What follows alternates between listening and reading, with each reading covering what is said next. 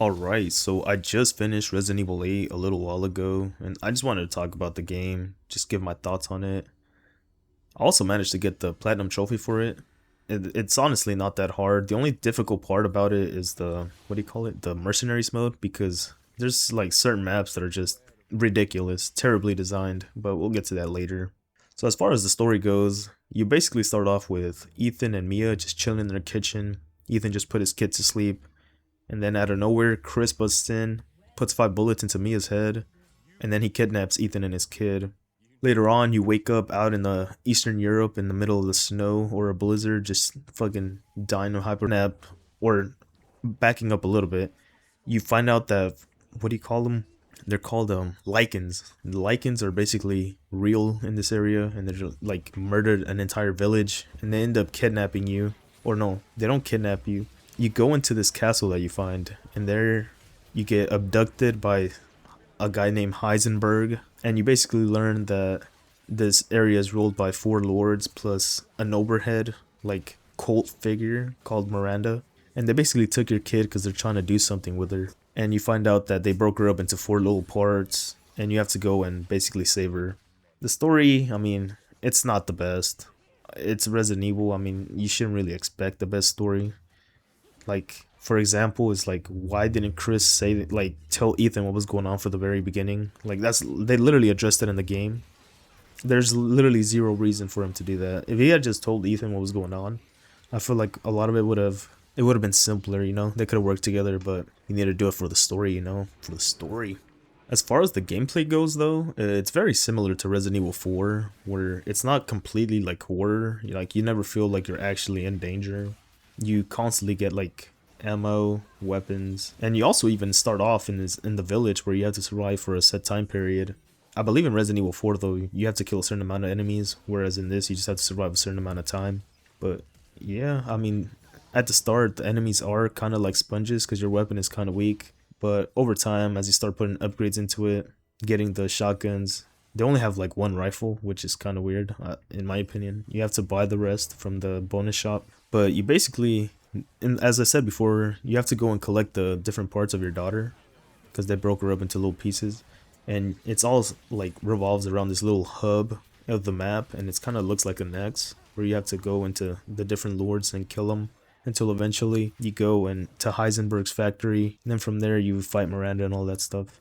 I mean, the game is it's enjoyable. It's not a pain in the ass unless you play the Village of Shadows mode, which they basically turn the enemies into fucking the Hulk. Like, they're unkillable unless you have, I think, like, I remember I saw somebody say that it was intended to be played with infinite weapons, but that's what makes the Mercenaries mode a pain in the ass, which I'll talk about later. And they also changed the way you get upgrades. Like, now you have to cook food. Like, you have to kill animals and then bring them to the Duke, which is the merchant of this game mode. And you have to give them like fish, bird, like goat meat, pig meat, stuff like that. And then you get like permanent boost to your health, your guarding, your movement speed. I mean, honestly, I don't really care for that.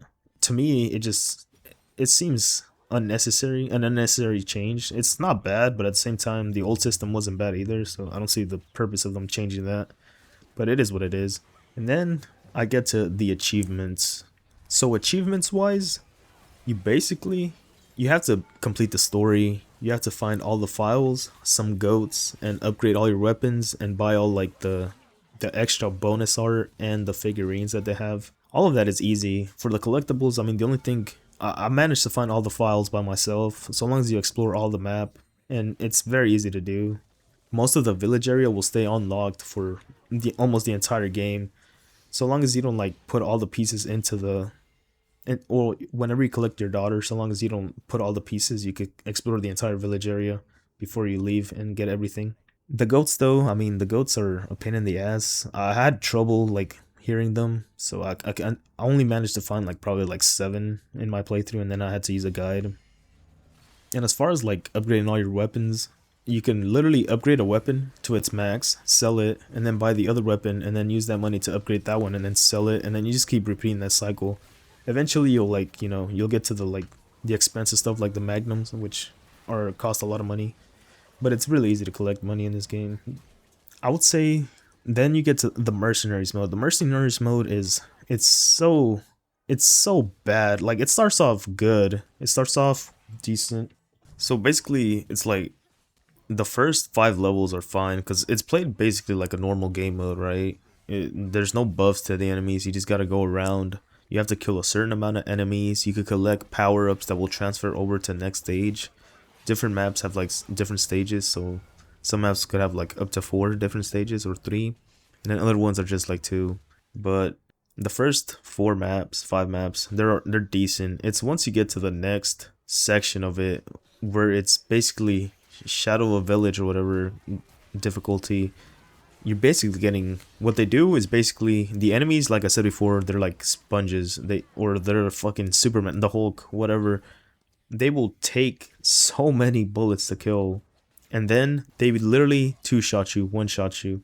It's insane. It makes it so difficult. I spent so much. I spent hours on that, especially the castle. The castle too. Terrible, absolutely terrible design. I died so like some people could say skill issue. I don't give a fuck, but I think it's just so bad when you have to pump like an entire clip into an enemy just to knock them down.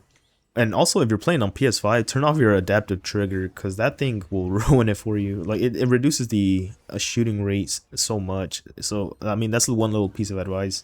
But once you memorize like enemy spawns, it makes it so much easier. You always want to go for in the villages or the phase 2, I guess, of the maps.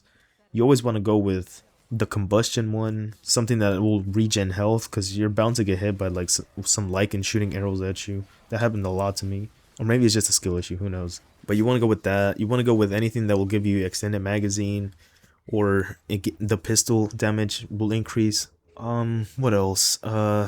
Movement speed is also fine, but I mean the enemies just they sprint at you, and not only that, but sometimes they become Neo. Like they start fucking dodging bullets, like they see them in slow motion. It's insane.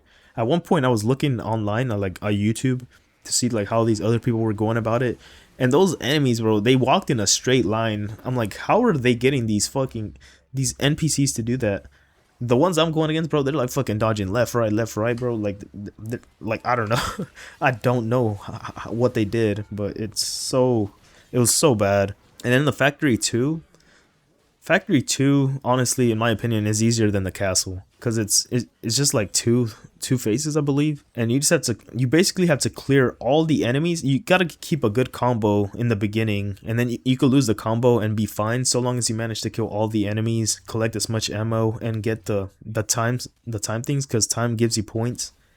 And then once you get to the second phase of that map, you're basically like 90% through. You just have to kill a few enemies and then just hopefully make it to the end goal. Or you could die. I mean, even if you die, so long as you get enough points, you still get an S. But man, it's ridiculous how badly designed it is. Like whoever designed that needs to be fucking banned from designing game modes again. It's so bad. It literally ruins. Like it would have been a perfect game to go for all the achievements if it didn't have that fucking, you have to get an S on all the levels. Like an A would have been fine for me, but an S, Jesus, it is so bad. Well, now that I'm done with that rant, yeah, I mean the game is great though, excluding that. I mean, if you don't plan on going for the achievements, you can literally just skip that. I mean, if you don't plan on going for the achievements, then the game is fucking perfect. But yeah, nice little 4 out of 5 game. It's not too long, honestly. It feels really short for some reason. I don't know. Like one of the achievements for finishing the game in under 3 hours. And man, whenever I was doing it, I literally finished it in like 2 hours and like 59 minutes and 38 seconds or some shit like that. Like I was super close to failing. And I was doing it on the Village of Shadows difficulty too, so like I started off and I was just like, I'm gonna collect all the weapons and upgrade them and stuff like that.